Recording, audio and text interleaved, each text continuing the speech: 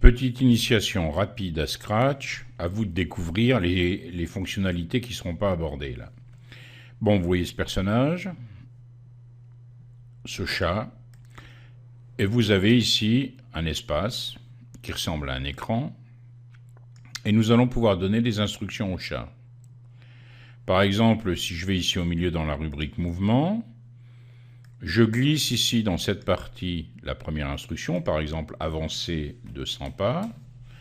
Si je clique 2 fois sur avancer de 100 pas, vous le voyez, ce chat il s'est déplacé. Je vais lui donner plusieurs instructions. Je vais lui dire par exemple ensuite de tourner de 90 degrés. Et puis je vais lui dire refais 100 pas. Ce que je suis en train de faire, c'est un programme.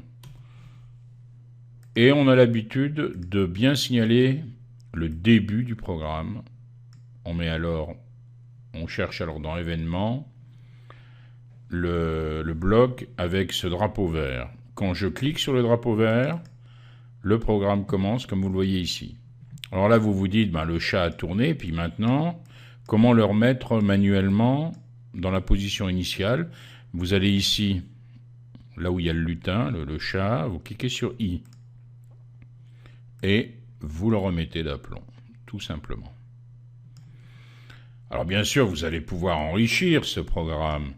Par exemple, vous allez aménager une pause de manière à bien voir ce que fait le chat. Donc ici, vous allez dans Contrôle, vous lui dites attendre une seconde.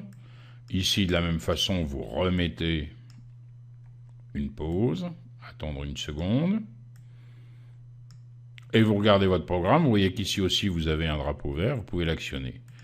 Voilà, une seconde, il tourne, une seconde.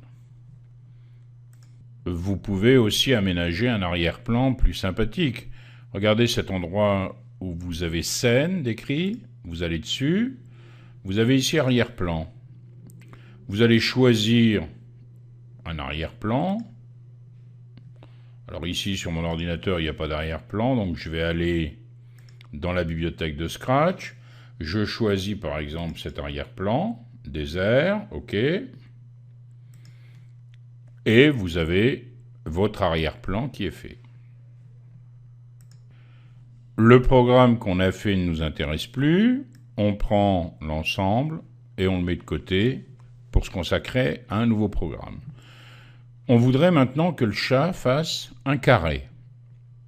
Alors si vous regardez dans votre menu, vous avez un endroit où c'est écrit stylo, vous le voyez. Quand vous choisissez stylo en position d'écriture, la couleur on va la laisser comme elle est, choisir la couleur violette par exemple. Je mets toujours mon drapeau au-dessus de mon programme. Et je fais bien sûr avancer mon chat. Par exemple, de 100 pas. Alors qu'est-ce qu'il va faire? Regardez bien. J'abaisse le stylo, vous avez vu.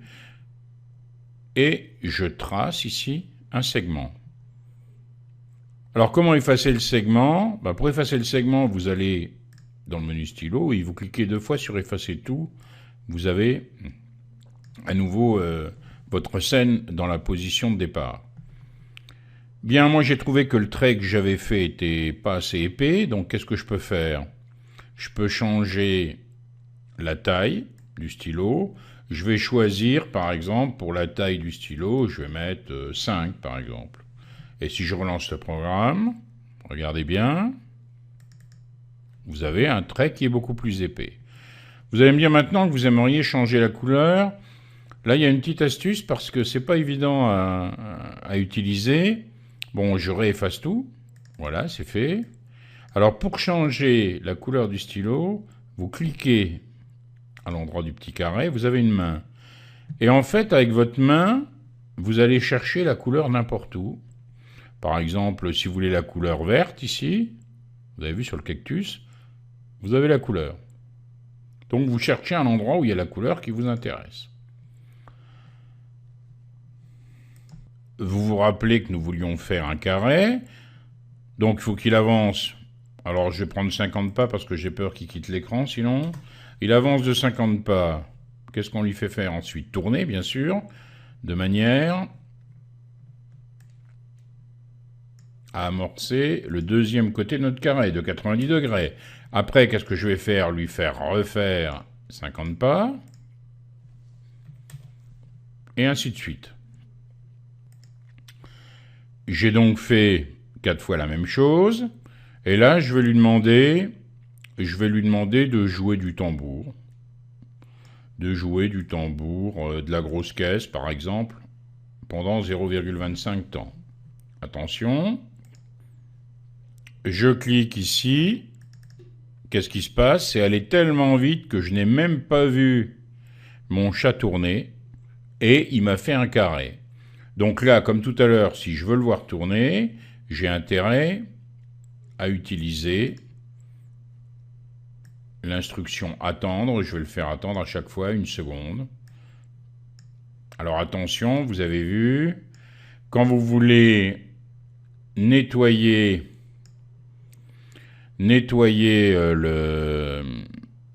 le carré qui a déjà été fait, vous savez que vous allez dans stylo, vous cliquez 2 fois sur effacer tout, vous remettez votre chat dans la position. Le coup de tambour, on ne l'a pas tellement entendu. Je vais lui faire jouer du tambour pendant 4 temps. Alors attention, je lance. Premier côté, deuxième côté, troisième côté, quatrième côté, et le roulement de tambour. Vous avez vu que nous avions écrit en fait 4 fois la même chose. Alors il y a des instructions intéressantes pour éviter ça. Vous avez ici dans Contrôle, regardez bien, Répéter. Vous allez tout simplement coincer les instructions, vous les répétez 4 fois. Alors ici, la couleur, je la laisse. Voici, et je vais mettre répéter 4 fois.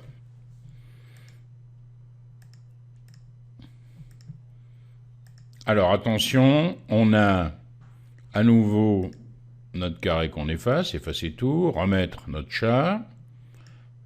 Ici, cette série d'instructions, je peux les enlever. Je lance mon programme. Et vous voyez, il se fait. Et j'ai économisé en écriture en utilisant l'instruction répéter.